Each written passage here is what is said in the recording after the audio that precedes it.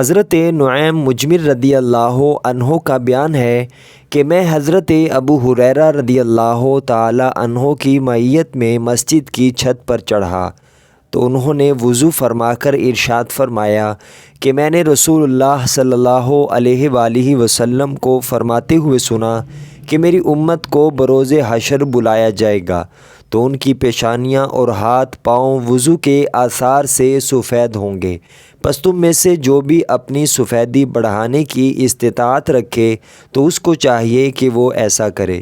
صحیح بخاری حدیث نمبر 136۔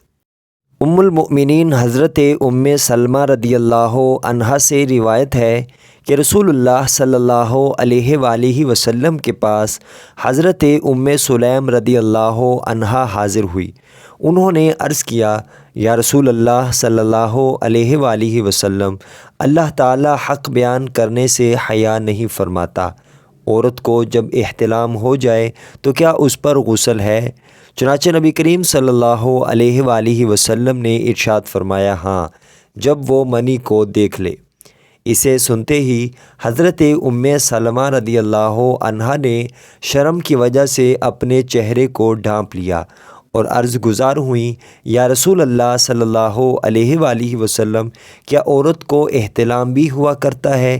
تو آپ صلی اللہ علیہ وآلہ وسلم نے ارشاد فرمایا، ہاں، تیرا ہاتھ خاک آلود ہو جائے تو پھر کیوں کر بچہ اپنی ماں کے مشابہ ہوا کرتا ہے۔ صحیح بخاری حدیث نمبر 130۔